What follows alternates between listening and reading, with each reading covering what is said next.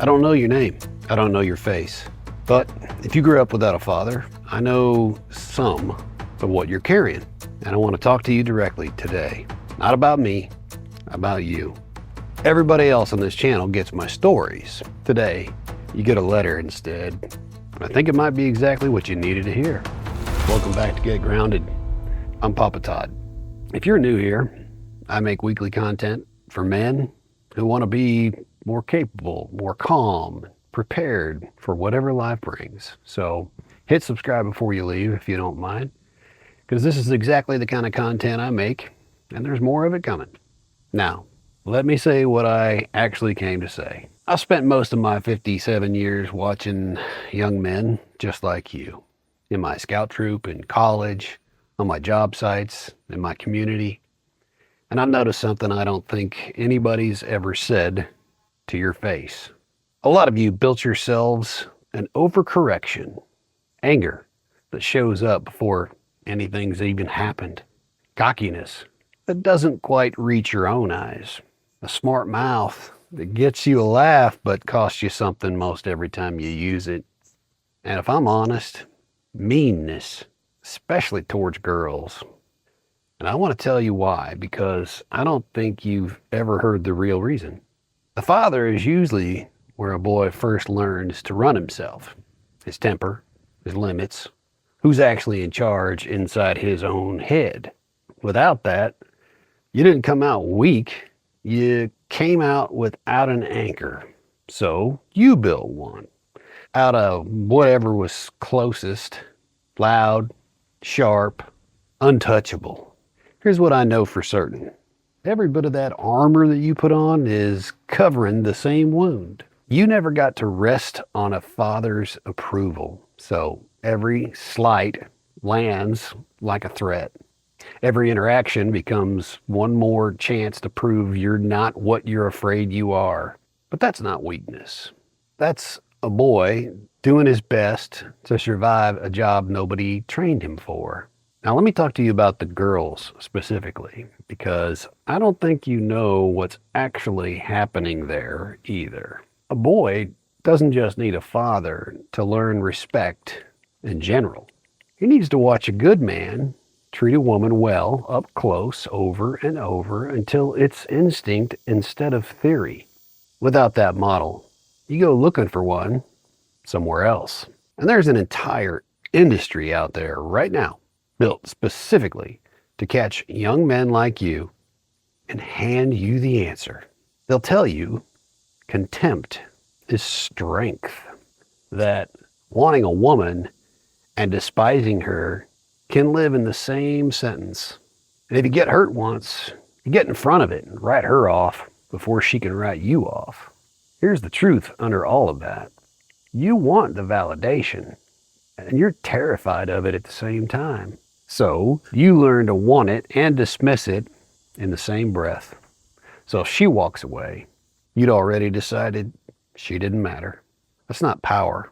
That's a boy protecting a wound the only way he knows how. And the men selling you that answer online, more than a few of them grew up exactly like you did. They're not handing you strength. They're handing you their own unhealed wound, repackaged and sold right back to you. So here's what I actually want to tell you, what nobody sat me down and said. Get alone. Somewhere quiet. Quiet enough and still enough that the performance going on inside you has no audience left to play to. It doesn't have to be the woods, although that will accelerate this process. It doesn't have to be a survival course or a mountain or a huge trip a long, long, long ways away. It could be a parking lot at 6 a.m. in the morning. It could be a room without your phone or somewhere nice and quiet with no distractions. Because here's what I've learned. The anger, the cockiness, the sharp mouth, none of that survives the quiet. That's all built for an audience. You take out the audience, take it away, and what's actually underneath gets a chance to surface. So go, take some time, sit in it. Without your phone, that might be the biggest challenge for you, but without your phone. Don't perform for yourself either. Be honest with yourself. Just let yourself feel whatever's actually there instead of whatever you've been showing everybody else. One particular boy I think about when I see this pattern in others, 15 years old when he came to my troop. Chip on his shoulder before he even said a word. Real quick to anger, quick with a cutting remark, especially at the girls who'd show up at joint events. He decided to hurt them before they could do whatever it was he was afraid of. Cocky in a way that didn't sit right because it never quite reached his own eyes. He couldn't see it. You don't fix that with a lecture. So I took him out to collect some firewood, just far enough that the performance had no audience left to play to. Not too far from the other boys. Sat with him in just a little bit of stillness. Listened, looked, just for a few moments. No pressure, nobody to posture for. He saw that I was paying attention to the outdoors. And I think that's what gave the opening for him, because it finally came up. His father wasn't around. Hadn't been for years. And underneath the mean jokes and the swagger was just a boy who was furious that nobody had ever stayed. I didn't lecture him that day either. I just told him the truth, the hard truth. Here's the truth I told him, same one I'm telling you. None of what happened to you was your fault, but what you do next, that part's yours, only yours.